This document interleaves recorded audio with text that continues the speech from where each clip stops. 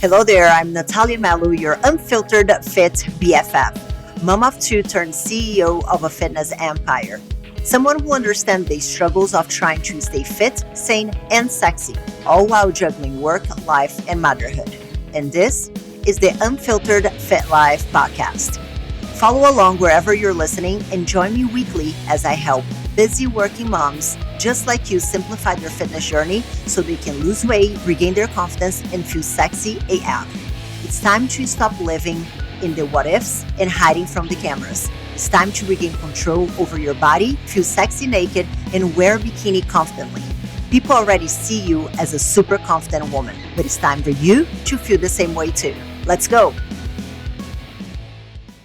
Hello there, fam. Welcome to another episode of the Unfiltered Fit Life podcast. I'm Nathalia Melo, your host, and today I have a special guest that I'm going to tell a little bit of a backstory on how I met her. I went to this event, and there is like this beautiful, gorgeous, strawberry blonde, kind of like reddish with the most kind and welcoming smile that I have seen like in the fitness industry, just like good people. And I start chatting with her, but I didn't know who she was. And then eventually I found out and I'm like, oh my God, because I think that sometimes in the fitness space, we're so used to, seeing people whenever they have a following and get a little bit of fame. They're not nice. That's not everybody. But, I think that Kelsey really stands out. So Kelsey is a certified trainer and she's a nutrition coach and the co-founder of the fitness company Hipburn alongside her husband, Dennis. She has worked with tens of thousands of people across the world to become healthier, happier, and more fit through her programs. Thank you so much, Kelsey, for being here today. And listen, I'm not buttering you up. Everything that I said here is completely true, and I've told you that. Thank you so much. You are the sweetest. And I'm so glad that we got to meet. And yeah, thanks for having me here. I know. I really remember like how we met. You just like, I don't know, there's just something so genuine about you. I think that you're from the Middle East and not Middle East, the Midwest. The Midwest. And I find that a lot of, I haven't met one person from the Midwest that is not friendly. It's a different world there for sure. But yeah, I loved getting to meet you and I love just how bold and direct you are. And I look up to you so much because you just tell it like it is. And I just love that. It's funny because I find that I'm very boom. And then you're normally like the very calm, cool and collected person. You sound a lot like my husband. My husband would be very much like you. I love it. And then I'm me. So it's funny. So tell me, Kelsey, how is it to work with your husband? Yeah. So it's interesting because Dennis and I have worked together for 10 plus years now. And it's interesting because there certainly was a learning curve to begin with, but after, a few months and even like after the first year, I would say we kind of understood our flow a little bit better. So Dennis first started doing the online fitness thing and he was a trainer first. And then I decided I wanted, like, we were both athletes. We met in college. We were both basketball players. So fitness was important to both of us. But he was the one that was like, I'm going to quit my personal training job and I want to learn how to do online fitness. And he hadn't made like any money really. He'd made like not a lot of money in that year online. And so I was like, okay, great. Try it, learn how to do it. And so he learned how to build websites and email marketing and that kind of stuff while I was starting to train and get my certifications and do all these things. And then we made it a goal for me to join him. And then in 2014, I did. And then we just started building our business from there. And basically, Dennis really realized that he liked doing a lot of the back end stuff. And I loved working with people. I loved coaching. I loved being able to just help people feel stronger and more confident in themselves. And so we really found working together became a lot easier when we understood more of our roles. And so he had very specific roles. I had very specific roles. And we're both very we're driven people. We want to, work hard, but we also are very understanding. And I think that we found our groove with communication because we know how to bring things up. We know how to talk through things without getting upset. And so over the course of time, it's not perfect. Nothing's ever perfect, right? Yeah. Like we always have things that come up, but that's kind of, we understood our roles more and that's how it's become easier. Yeah. And it's pretty cool to watch whenever you guys present because Dennis, I don't think that outside the stage, I've seen him like say a lot. He's like very, very, very quiet. Yes, he is. like very quiet. And then he gets on stage and it's like this whole new person. I'm like, hold on a second. Yeah. Who's that? It's it's so funny because he's quiet in certain settings, like in group settings, but if you get him like one-on-one or in a small group talking about things that he's interested in, he honestly talks more than I do. I'm more of the reserved one, I would say, in that sense. So it just kind of depends on the setting, but like every time we've hung out, it's been like big, huge conferences, you know? So it's interesting to see his kind of personality come to life. Yeah, no, that's fun. What would be one tip that you have? Because I don't think I could work with my husband. I think I'll probably Sure. like stab him on day 7. What tip would you give to somebody who is contemplating work with their significant other? And just for context, you've been with Dennis for a long time. Yeah, so we've been married for almost 14 years. It will be 14 this year, and we've worked together for 10 plus, just like maybe a little bit over 10. So if you're starting or thinking about working with your significant other, I think you have to come to an understanding of like it's not a competition. There's not someone who's going to win at this if you're trying to work towards a common goal. So it's understanding that we're a team. Like if you're succeeding in this area, then I'm succeeding because we're doing this together. This is ours that we're building. So taking that element of competition away is important because even sometimes with workouts, like people are like, oh, I can't work out with my partner because they're always trying to tell me what to do or they're always trying to beat me in this. And it's like, why? We don't need to. It Yeah, can be fun just trying to do it together. So yeah. that would be one thing that I think is important. I love that, and it's we can really see how he lets you shine, and he's just like it's a very interesting, beautiful dynamic. Watching you guys, like he lets you shine, and you're also so proud of when he shines that everybody Yeah. can see it. So you really can see everything that you're saying now about not having that competition, and you truly is amazing, like really, really beautiful to watch. Oh, thank you. It's interesting because Dennis is the ultimate feminist in a sense of like he truly like believes in me and Hmm. he truly cares about me being able to spread good in the world and share my message. And also I am like Dennis is the smartest person I know. I respect the things that he thinks and want to listen to the things that he wants to add value in. And so it's the kind of thing where I think we truly want the best for the other person. And again, it comes back to it's not me trying to only be in the spotlight or him, trying to be the dominant one. It's not that at all. We're teammates. Yeah. So we ebb and flow and it's not one over the other. I love that, and I'm gonna come back to this in the sense of fitness in a little bit. But one of the big reasons I wanted to have this conversation with you, Kelsey, like I know that you guys have a very successful business and you guys crush it, and you guys are an amazing couple and all that. But I think that there is something very powerful about your life experience and what has happened in your throughout your life with being an athlete into coming here and working with fitness. So can you tell us a little bit more about your backstory with food and with being an athlete and what happened and everything between? Absolutely. So, really, one of the reasons why I wanted to get into teaching fitness was because of all the things that I went through before I became a trainer. So, like I mentioned, Dennis and I were both athletes. We played basketball in college. And through that experience, I always wanted to do the best that I could. I always wanted to be a better basketball player. I always wanted to just perform my best, give my best to my team, and just prove that I could do it to myself.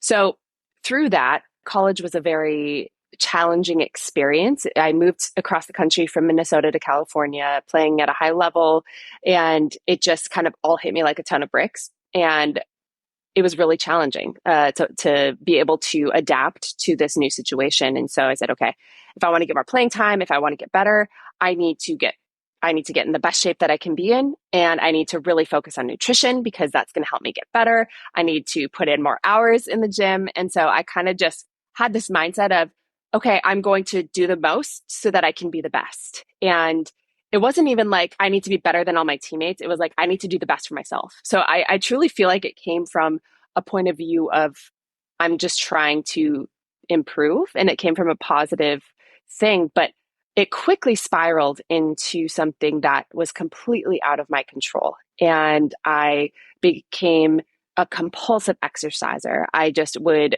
exercise multiple times a day for endless hours and at intensities that were not healthy. And I started to make all of these food rules that I thought were making me healthier, but eventually it just kind of spiraled very quickly into an extreme eating disorder. And I lost about 30% of my body weight in a very short amount of time. And I've never been an overweight person. And so I didn't have any weight to lose. So very quickly I became extremely malnourished. And there came a point where Dennis, we were dating at the time, and he said, "This is not okay. You are clearly not doing well." And so he said, "You need to talk to your parents. And if you don't, I will."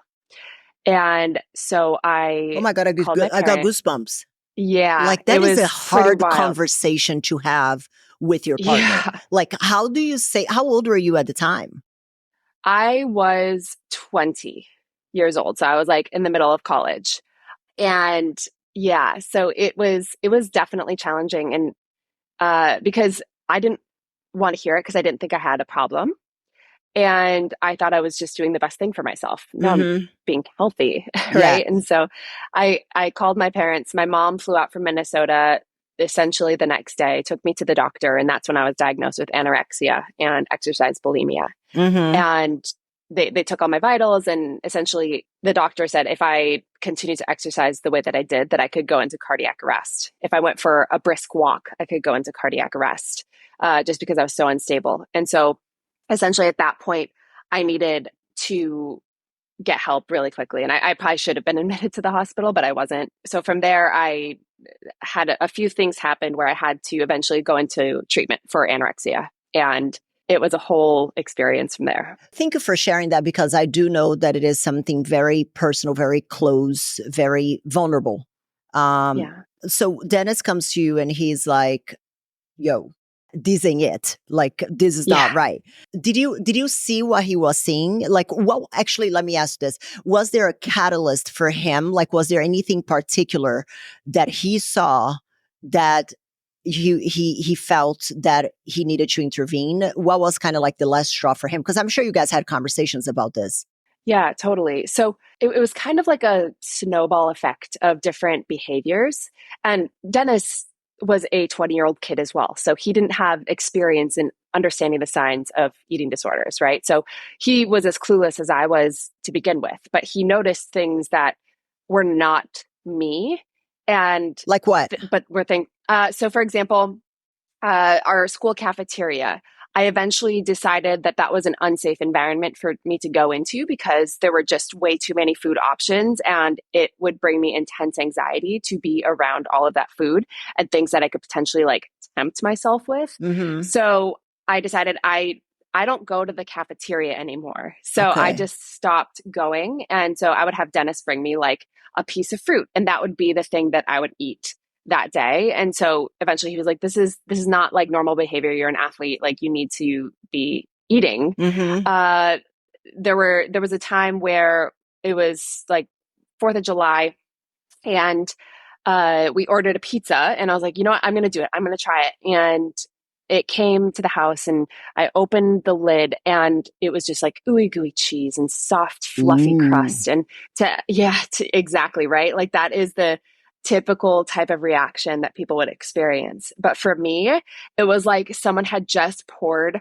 poison all over whatever I was going to eat because I literally in that moment had an instant panic attack and thought that if I ate that, I would literally die. Like that's where my brain went. It just was not something that was a typical reaction. I burst into tears, started freaking out, closed the lid, shoved the box away from me, and I wouldn't eat it. And so that was the first freak out moment that I had that Dennis it really peaked for him saying, okay, this is not normal behavior. And just other food behaviors where like I would only have, those little kind of like Dixie cups that are meant to be like a sip of water or people use for like their mouthwash. Yeah. That was what I viewed as a portion size for something Oh like wow. oatmeal. Yeah. So it was like I would use tiny utensils where it felt like I was taking big bites. I was filling up the Yeah. utensil, but it was like a Yeah. essentially a doll size. Yeah. So it was just things that were not normal behaviors. And what, like, so he comes talks to you, which is a difficult conversation. I didn't know he was 20 as well. That was kind of going to be Yeah. my follow-up question. It's like it's a big conversation, a serious conversation to have with your girlfriend. How did you receive that? Like, he tells you, hey, something, the mathing, something is off. Yeah. How do you respond? At what point do you realize that, or did you realize that he was right? So it was a weird kind of like angel on your shoulder, devil on your shoulder type of situation where the eating disorder part of my brain was saying, he is crazy. You are just being healthy. You're making smart choices by not eating bad foods. And then there was the angel part that was like my true self that was saying, I feel totally different than I used to feel the rest of my life. There's something happening that is out of my control. I feel scared. So that was like this weird kind of push pull experience, but I loved him. And I was like, okay, well, if he's going to, spill the beans to my parents, like I need to be the one to do that. And so essentially I just kind of moved forward, even though I had this really kind of storm going on within me. Did you feel a bit resentful whenever he kind of like almost like gave that ultimatum, which obviously that was the right thing to do, but whenever you're Yeah. not in your right mind, it feels like an ultimatum. Like, did you resent him a little bit for that? So there were times when I had resentful moments, and it wasn't necessarily that moment, but I would say it more in treatment when the really deep work started to begin. And I was the first young adult to go through this family-based therapy program at UC San Diego. And so it was a cohort of people who were suffering, but I was the oldest one. The others were teenagers, and then there was one that was, I can't remember if she was 7 years old or 9 years old. Regardless, she was like elementary. Yeah. And so it was us as a cohort. So basically, I, speaking to resentfulness, my mom came with me as a part of the family-based therapy, and Dennis came with me as well. And the first day of treatment, the families go out and get a meal that they know that the person who's suffering historically has enjoyed, something that they love. So for me, Pizza. they got pasta. Yeah, right. Now, yes. They got pasta with chicken and veggies. And because I would eat pasta all the time. One of the girls got a meatball sub from Subway. Another got this giant burger. So we all had these foods that none of us had eaten for a really long time and were really scared of. And so they put the pasta in front of me, and I start like picking at the vegetables, like eat like a bite of chicken. And then Roxy, the person who's leading the group, said, Dennis, what is Kelsey doing right now? And he said, she's picking around the pasta and just eating the vegetables and chicken. And she said, yes, she is. So she was like, Dennis, can you please tell her to start eating some of the pasta? So Dennis told me, and I took like one bite, and then I wouldn't eat anymore. And Roxy was like, Dennis, can you please take a portion that you think is a healthy amount of food for Kelsey to eat? And so Dennis said, absolutely. He takes the bowl and he starts just scooping this pasta on the plate, which now is like, of course, Dennis would do that. But I immediately I exploded, and I was yelling, like, how could you do this to me? Why would you do this to me? You know, I can't eat this. And that was a really pivotal moment. I'm crying hysterically in front of all these strangers. I'm the oldest one there, so I should have it all together, right? Yeah. But my mental capacity was no more than that of the child in elementary school. We were dealing with the same exact things. And that to me was a point where I said, okay, there's something deep going on here. Mm-hmm. That's very interesting. I like, obviously I had never spoken with anybody that had gone through and this was an outpatient or inpatient treatment. Well, so it was like the sessions, not technically inpatient, like I could leave, like, but we Yeah. stayed kind of on this campus where it was all there. I had a room there, and we would go to the day sessions, but then I would go sleep on the campus at night. Yeah, yeah. No, it's I never I never spoke with anybody that had gone through that, and it really is, from what I'm understanding, it is a team effort because the people Yeah. around you need to know how to navigate the challenges that you're going to have, because I think that it's not just the time that you're there and doing the treatment. Like the real work probably happens after the fact when you don't have all these professionals at your fingertips 24/7. Exactly. And that's what's interesting about the family-based therapy. And I'm so grateful that I have a supportive family and Dennis, who is now my husband, because it's it's one of those things where I am a type A person, extremely driven. I have always been the kind of person who succeeds when I try.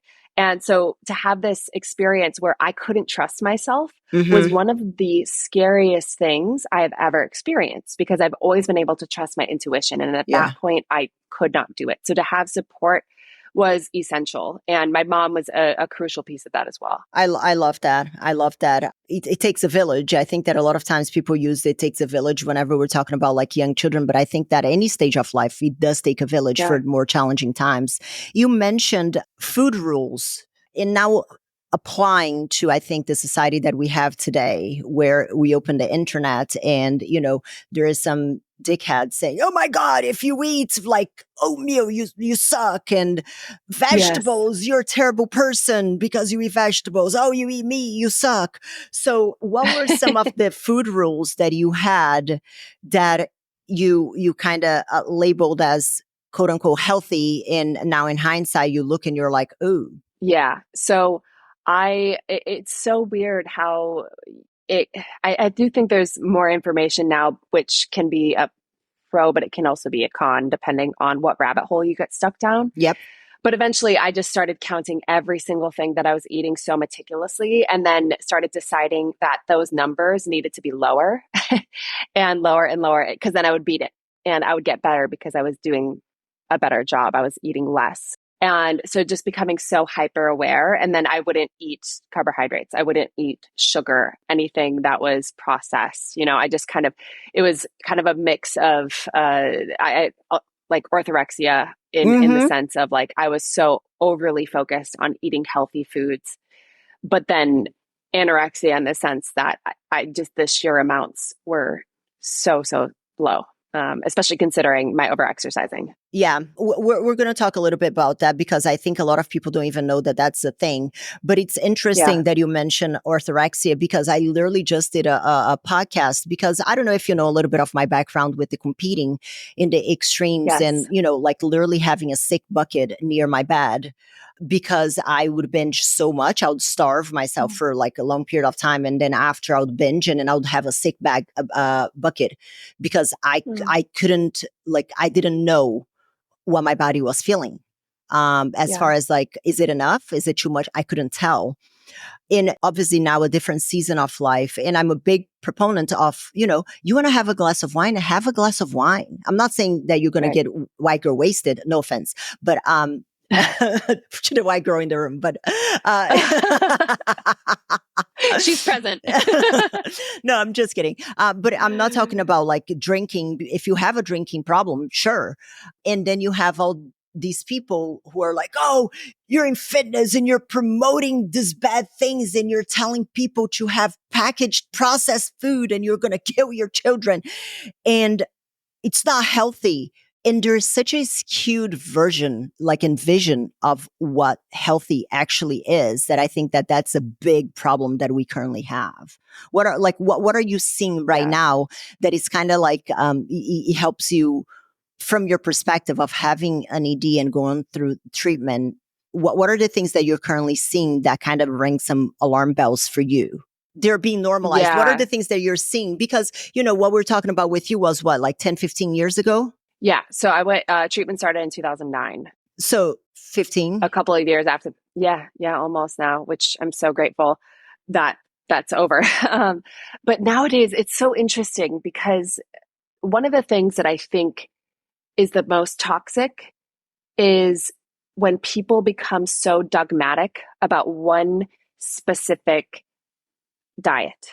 So it's not necessarily that one diet is the holy grail or one diet is the absolute worst. It's when people become religious about saying this is the only way to do it. And I think that there's something extremely dangerous about that, because understanding both sides from my own personal experience with under eating and over exercising, and also working with thousands of people across the world who have really struggled to lose weight. It's the Wild West, and it's so easy to be vulnerable in the sense of being taken advantage of. People know how to use language to draw you in, to take those pain points and turn it into something that they just try to shove things down your throat to make money, when in reality, it's just damaging us more and more. So I think that is one of the most challenging things. I also think it's to the point of, yes, we need to understand that obesity is a problem, especially in Yeah. America. And we can't deny that there are diseases that happen when we don't fuel our bodies with things that are nutritious, when we don't move ourselves enough. That happens. But on the flip side, if we become so hyper focused on only eating super specific things, it's only a means to an end. And that's where I think restriction leads to pretty much all forms of challenging relationships with food, whether it be restricting the amounts of food that you're eating, whether it be restricting the specific types of food that you're eating.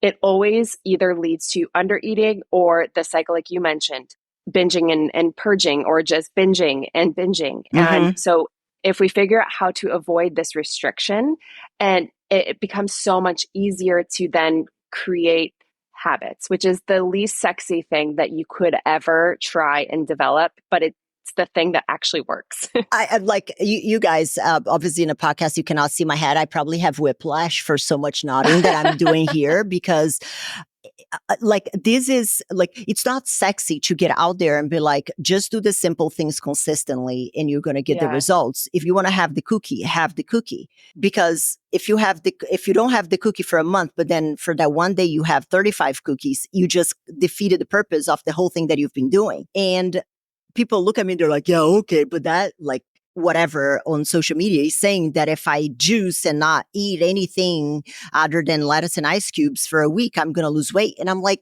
you are going to lose weight because you're not eating. Like, Yes. period, the And then end. it will pendulum swing the other way because it's completely unsustainable, Yeah. which is really scary. No, I love that. And on the other token, and I think that now is a very good time for you to explain what exercise bulimia is, because I know that there are some people wondering and they don't know what it is. Can you explain to people what exercise bulimia is?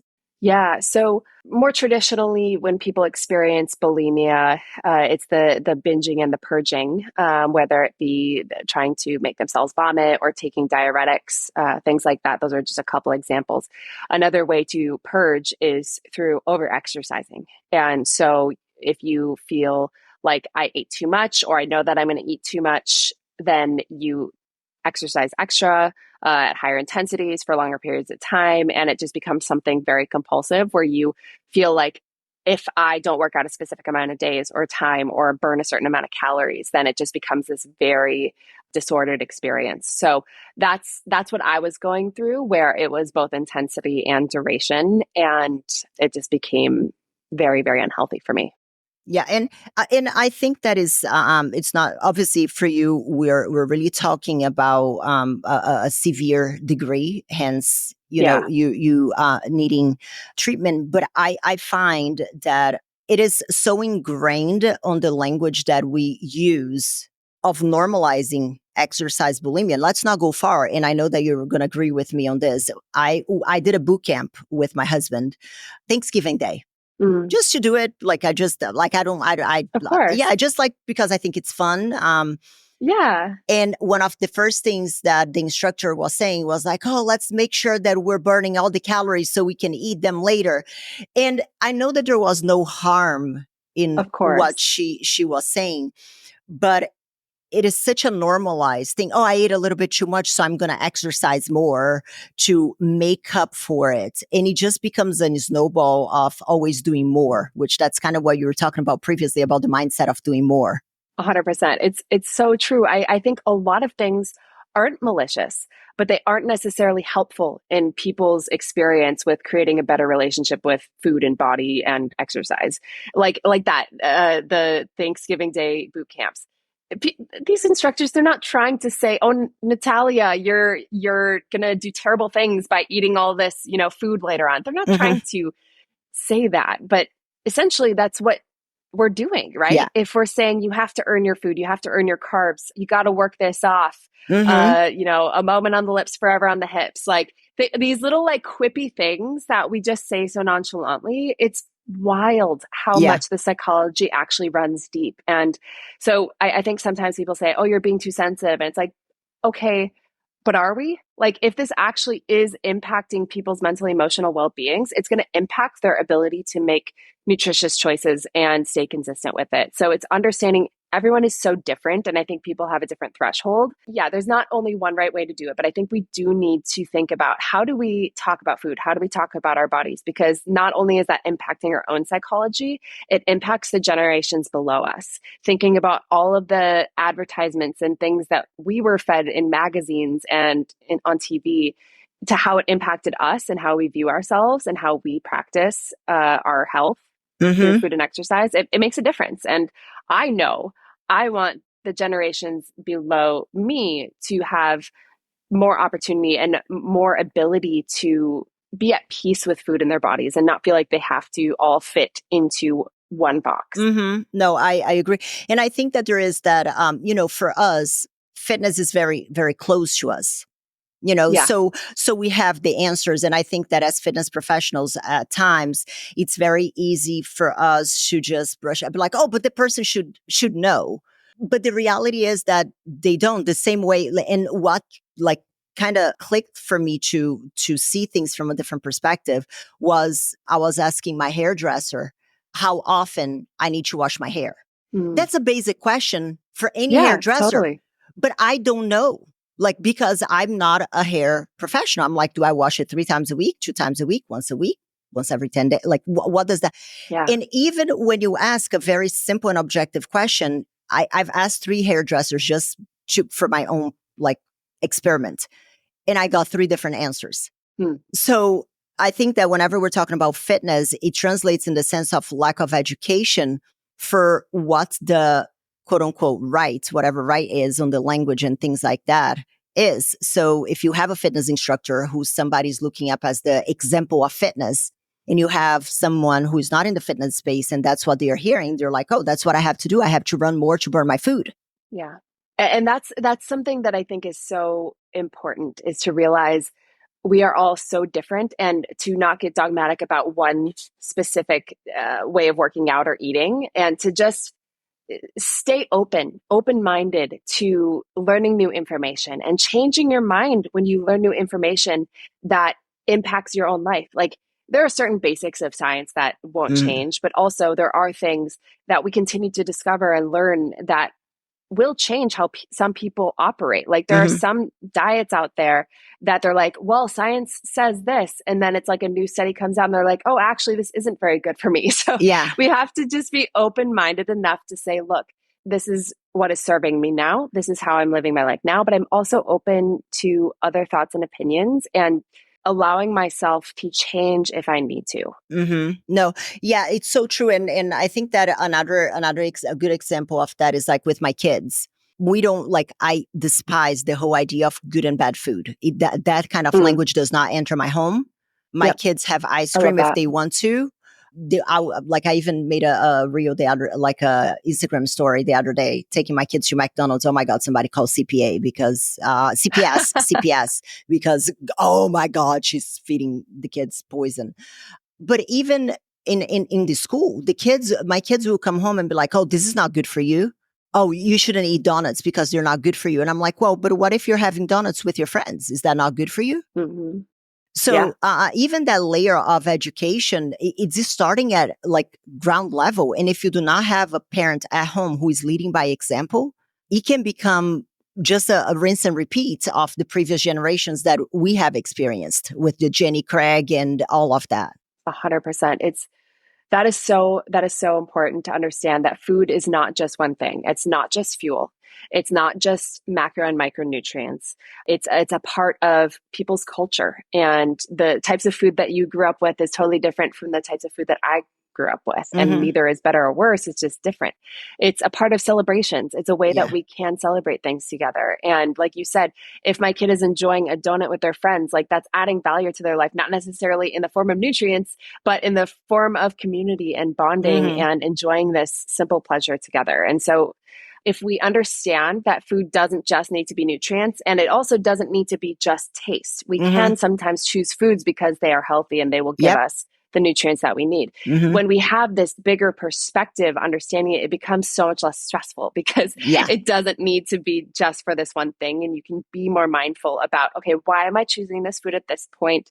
And then it takes away the guilt and the stress if you're eating something fun and delicious. Yeah. For example, my parents were just in town for Mother's Day, so we enjoyed some delicious treats. We had donuts specifically one morning, and it was so wonderful to be able to have that with them.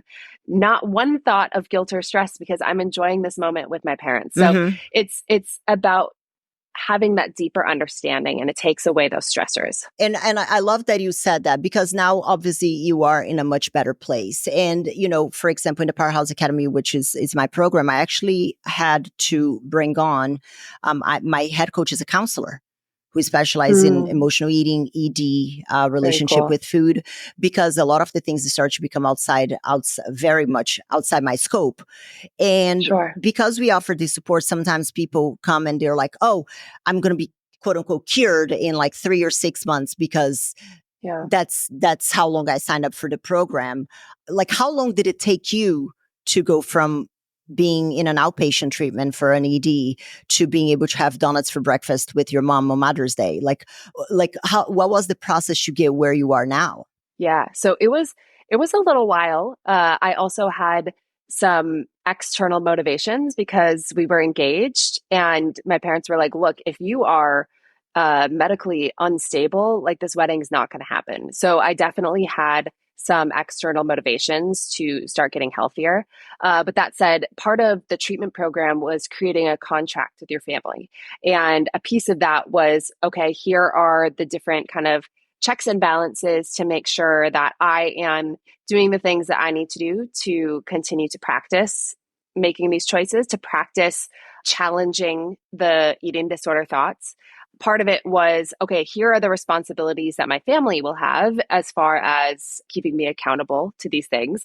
And if it's written in a contract and we all agree to it, it makes it easier to then stick to it because it's not, oh, they're just, being Yeah. bossy and telling me what to do. It's like, no, contractually, this is what it is. So Mm-hmm. through that, a piece of that, because this is not just I think relationship with food is a spectrum. On one end is, the disordered clinical things, which is outside of my personal scope of practice. And then there's all these people who live in the middle where it's just they have a challenging relationship with food, but it's not a clinical eating disorder. So as a part of the clinical eating disorder recovery, my mom and Dennis would kind of trade off at first choosing my meals for me when I was actually unable to understand what a healthy portion size was going to be for myself. So there was months of that. After that, I was then kind of step two. I could say, okay, I feel like eating this. And then they would say, okay, that is fine. Or nope, you need to have more.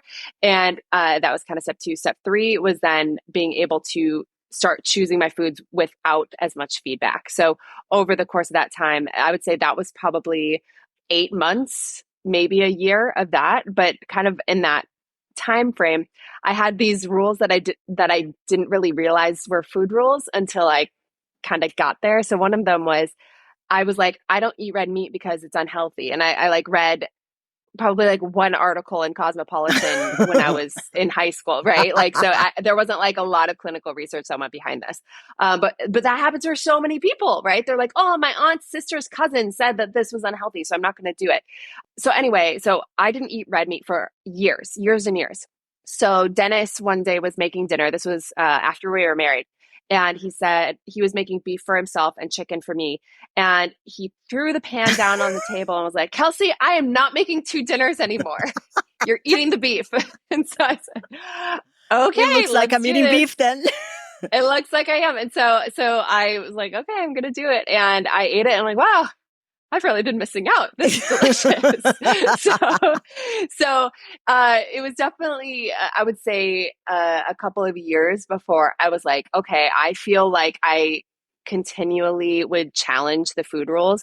One tool that I used that I think can be beneficial, and it's outside of a clinical setting too, is taking notice and writing down all of the food rules that you know that you do have, and just kind of thinking about like, what are these things that I do, whether you believe it's good or bad, like what are all the things that I do as far as making food choices, and then going through and realizing like, okay, this one is fine most of the time. This one actually might be a little bit too much. Maybe this is like skewing on the side of being a bit disordered. For me, it was like things like carbs and sugar. So if I was ever at the point where like, I'm not going to choose that because it has carbs in it, I'm not going to have the sandwich, I'm going to do the salad. I was like, because I would never order anything outside of salad. So there was a point where I'm like, nope.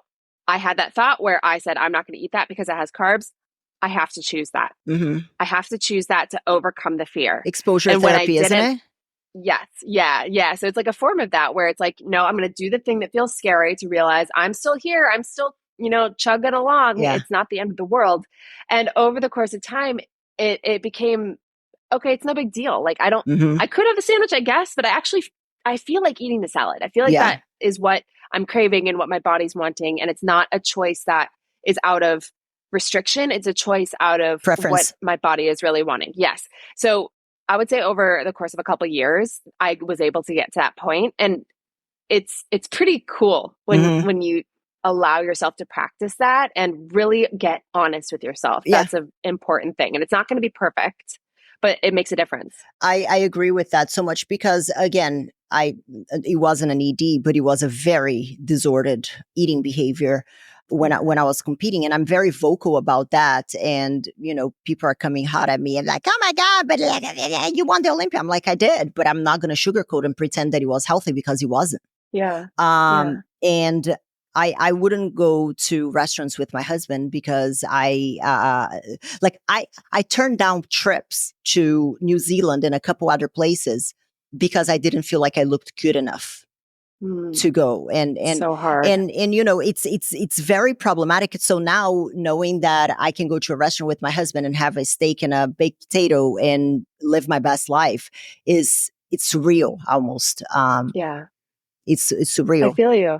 It's wild when you have these experiences that you don't realize are taking away from our quality of life. It's like we think we're doing the best thing for ourselves to look a certain way or to be healthier, but then it actually is taking away from our ability to live our best lives. So it's figuring out what is that balance to be able to have great longevity and feel our best, but also be able to enjoy New Zealand or go have a baked potato with your hubby. Yeah. No, 100%. Now I'm going to ask a question. I might put you in a funny spot, but it is, it is something that bothers me a bit, and I don't know if we're going to be on the same page. So I'm going to ask anyway, because I find, I find that there is, and if you disagree with me, I'm cool with that. I love the body positivity in the sense of any size, whatever. Yep. But I find that again, kind of like the pendulum swinging that we were talking about. Now we have the other extreme side of the spectrum, and I like to call at times toxic body positivity, because you have somebody who is unhappy with how they look and they want to improve it just because they want to feel better. But then everybody's like, "Oh, babe, you just need to be happy with how you look because it's amazing."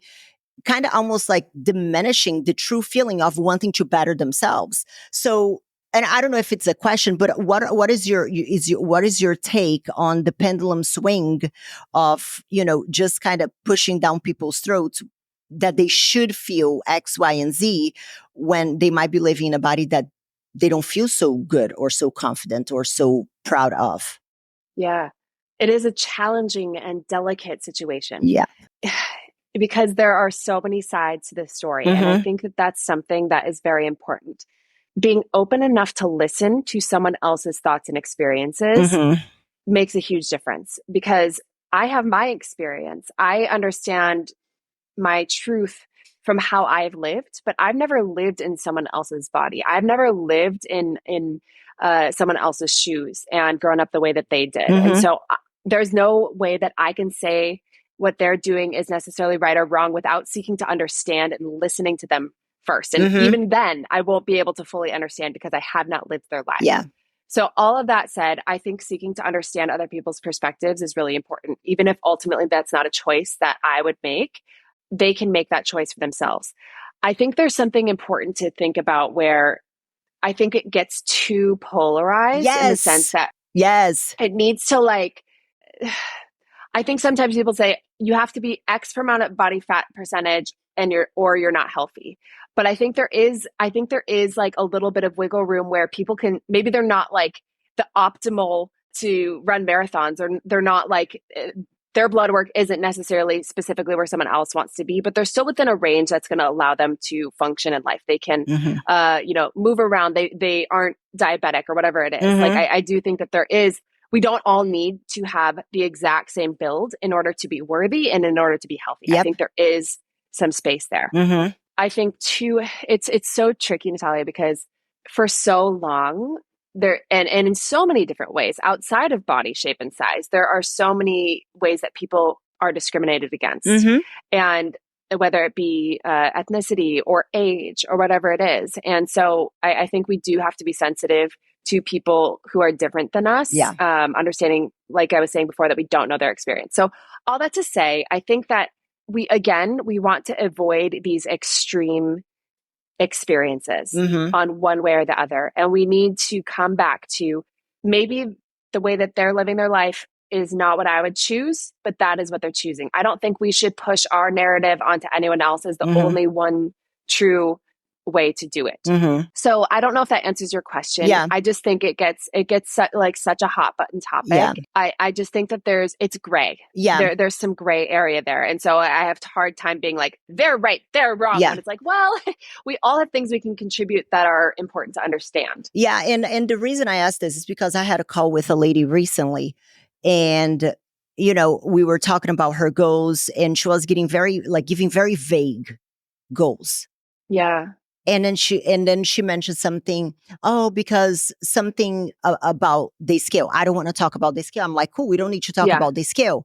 Yeah. But every time that I asked the question, she referred back to the size of her body, that she wanted her body to be smaller because she was unhappy. But then she's like, oh, but it's not about the scale. And I'm like, well, if the body is going to shrink, we need to kind of look at the scale a little bit. But she was in such an environment where everybody was, oh no, you just need to be happy how you are. And then I asked her, I'm like, are you happy? Because not for me to decide, are you happy? And she said, no, I'm not. And I'm like, okay, so what needs to change for you to feel a bit more fulfilled? She's like, I would like to, wear those jeans, feel a bit stronger here, do that. And I'm like, so the whole message of feel positive and you're just so amazing, if feel grateful. And I it's that space where you can feel grateful about what you have, but still want to get better, whatever better looks like for you. Totally. Well, and that's the difference. I think the scale specifically is a tool that a lot of people are triggered by. But I don't think it is inherently evil, right? Like, I think that there are times and places, like just like with Olympia, I think there are people who can compete in like bodybuilding and things like that, who can be actually objective and view it as a sport. But there are probably a lot of people who do get negatively impacted by the food and exercise regimens, and it does mess with their mentally emotional well-being. So I think it's understanding it's not the sport, or it's not the tool, it's not this that's inherently bad. It's how people are utilizing it. It's the individual person, and understanding the limitations that they need to set for themselves. If someone is stepping on the scale daily, and that daily stepping on the scale decides if it's a good or bad day, then that's probably not the best tool to evaluate your progress right now. So it's not saying that it's horrible, but it's also like the majority of people that I work with are negatively impacted by that. And so we have to be sensitive to the fact that that is a true thing as well. So I agree with you in the sense that, like, if you want to change your body shape, if you want to live in a smaller body, that's not inherently wrong. But how you do it and how you view it, that is the difference to me. Yes, 100%. That's, I think, a big piece of my point, that I think we're very much on the same page is like the pendulum swing is like you need to be ripped with a six pack, eat lettuce and ice cubes. And if you eat a bite of an ice cream, you suck because you're a terrible person. Or the Yeah. other side of the spectrum that is like, I don't care, I'm going to be whatever I want to be. And I'm just disregarding the health aspects that can exist. Like, why can't we meet somewhere in the middle where, we do like we go for a run, but we also eat tacos. Yeah. Totally. And that's also celebrating and honoring people's individuality Mm-hmm. and the ability to have free will and live in a society where you can make your own choices. You can, if you want to live a certain way, that is a person's right, but we can't say that. I don't know. It's hard for me to be like they are inherently wrong for living the way that they want to Yeah. live, but there is this kind of spectrum Yeah. of health that we do need to pay attention to. Yeah. And again, I truly think a lot of it comes back to language and how you talk about food, how you talk about your body, how you talk about other people Yep. makes a big difference. If we are slamming people for making healthy choices, I don't think that's fair. If we're slamming people for taking their kids to McDonald's, I don't think that's fair either, because like you, in your example, you're letting your kids live and have a treat every once in a while. For other people, maybe they are a single mom who's working 3 jobs, who is literally like, she is trying to hold on and just Yeah. have her kids be able to make it. Yeah. So I think it's unfair to judge people for making the choices that they make without understanding the context of their lives. Yeah, I love that you said that, because it's funny because that's literally another podcast that I talked about the whole concept of the same 24 hours in a day. Obviously, the 24 hours in a day of somebody who has kids is going to be different than somebody who doesn't have kids, doesn't have a husband, doesn't have a business, doesn't have anything. So understanding that and kind of taking a few steps back. And I find, correct me, like, see if you feel the same way. And this is going to be my last question for you, because you do also have a large following. Do you find that, because for a long time, there was a lot of commentary about women's body. It was just something that was very kind of like, I've watched some replays of that Tyra Banks show, like becoming a model or something like that. America's Next Top Model. That. And some of the comments, I was like, did nobody say anything about that? Is someone going to arrest them? Yeah, like I'm like cameras are gonna come up and be like, just kidding. You know what I'm saying? And Totally. So that has been a little bit removed from the TV, which I'm glad my daughter is not going to have to watch something like that. But then now we have social media, where you have a whole bunch of people like keyboard warriors behind like screens with fake profile giving their opinion on women's bodies on social media.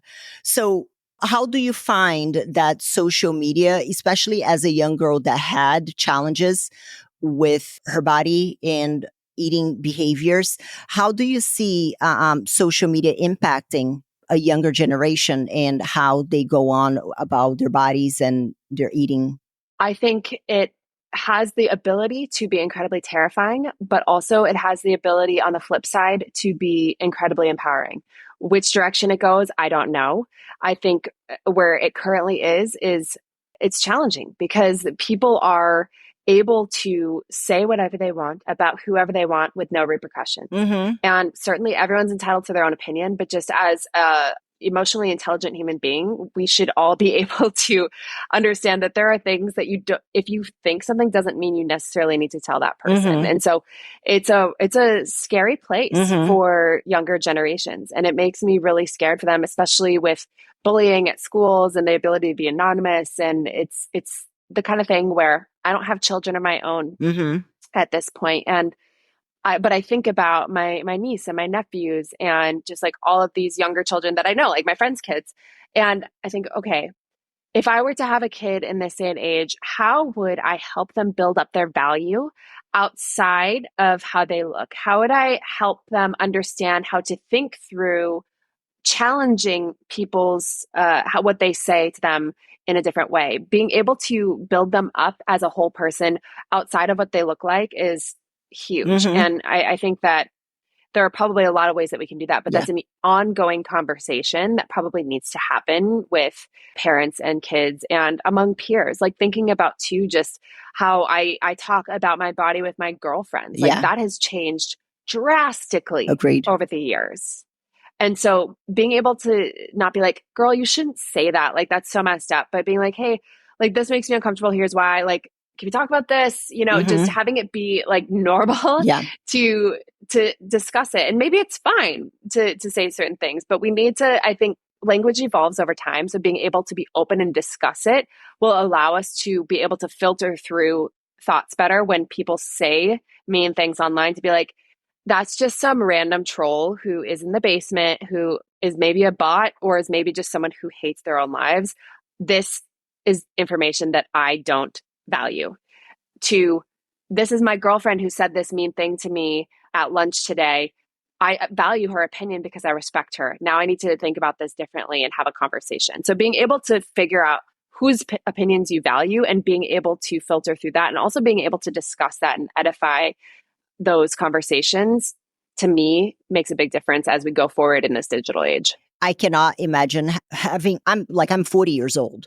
So I think I'm like, I throw people back just for my amusement. Like I just have great joy on that, because I do think that people have to deal with the consequences of their words, you know? And I think they're getting away because people are just letting it slide and they're getting too comfortable without getting punched in the nose. But anyway, Yeah. but I cannot imagine having my personality shaped by the opinion of a whole bunch of strangers. Like, you Yeah. know, being 15, 16 years old when you're already a little bit insecure and you're having all those people having opinions about how you look. Yeah. Well, and it's interesting too, like if you notice kind of this Instagram, TikTok generation coming up with style trends and beauty trends and how people are kind of going about that. We're kind of becoming this homogenous society where we all look the same, think the same, talk the same, are creating the same types of content, doing the Mm-hmm. same dances. It's like, oh my gosh, like this is actually a little bit alarming Yeah. for, yes, our body image and self-worth, but also thinking about the creativity of Yeah. how we innovate and operate in the Yeah. world. It's a bit perplexing and a little bit Yeah. scary. So that's something that I'm aware of too, where it's like, okay, yeah, this is trending, this is cool. But also like, is this something that I actually like? Is this something that is going to make me a better person? Because just because everyone else is doing it doesn't mean that needs to be something that I personally do. And if I were to pass it on to a future generation, like those are the types of like thought filtering things I would want them to have. I know exactly what you're talking about. And yes, that was something actually that whenever I started competing, and I don't know if that's what you're talking about, but that's where my head went. Whenever I first Yeah. started competing, you know, I took some photos that I looked back, nothing even remotely similar to the shit that you see on social media Yeah. nowadays, but something that made me feel uncomfortable. And from that, like, it was just one set of them. And I'm not like everything covered, like nothing overly hoe like, but Yeah. like semi hoe from what my standards would be, Sure. how I want to put myself out there.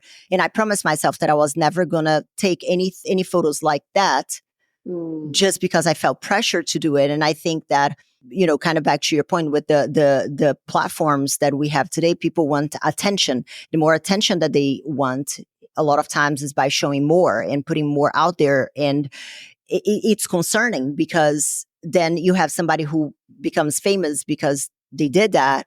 And then the next generations are going to think that that's the only way towards success. And I find that Yeah. incredibly problematic.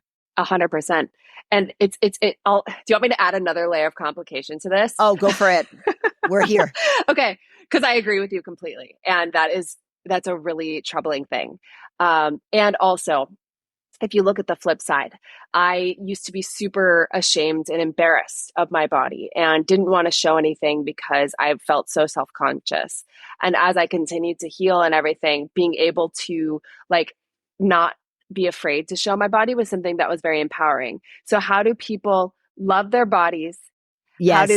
How do they go to the swimsuit with or go to the beach with their kids and feel confident versus this Instagram model era where it's just like get like share more skin, get more likes. Like how do we exist as humans in this world it's an ongoing conversation. But I I think, love that. again, not having to like choose these polar opposite sides, Yeah. finding this middle ground allows us to feel confident in our skin and also not feel like we have to do certain things to get attention. We can be confident in who we are just how we are. Amen. And like, listen, this is not, I just want to make it very clear. This is not a judgment on like, girl, No, you want to show your hoo-ha on the grams. By all means, you go, girl.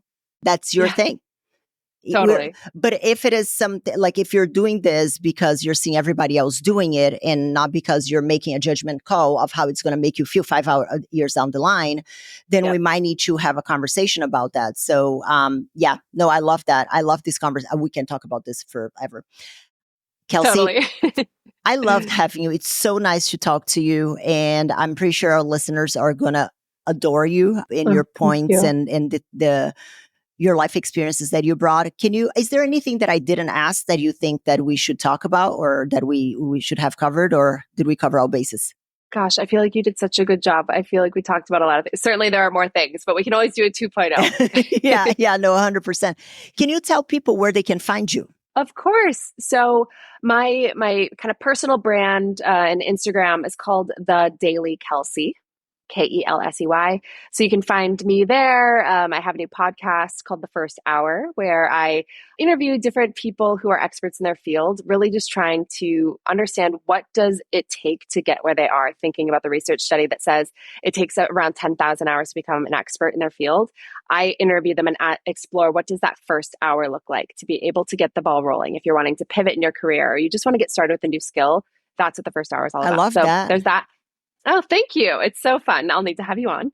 Anytime, just holler. Yes. And then my fitness brand is called HITBURN. So it's like high intensity interval training, HIITBURN.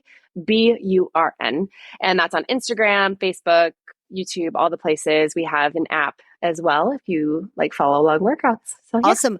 We're gonna have all the links down in the show notes, so people amazing. can check you out. And Kelsey, thank you so much. It was a pleasure. Tell Dennis I said hello. I know that you have a new puppy as well. It's so cute, Yes. so cute. Thank you. Thank you so much for your time, and I will see you around. Thank you. Sounds good. Thanks, Nathalia. Thank you so much for tuning in this week. But let me ask you, what was your aha moment in today's episode? I would love to know. You can leave me a comment or voice message at the link in the show description. You can also follow me on Instagram and let me know what topics you want to hear more about or who I should have on the show. As for today, this is it for today, guys. I'll see you back next week for another episode of the Unfiltered Fit Life podcast.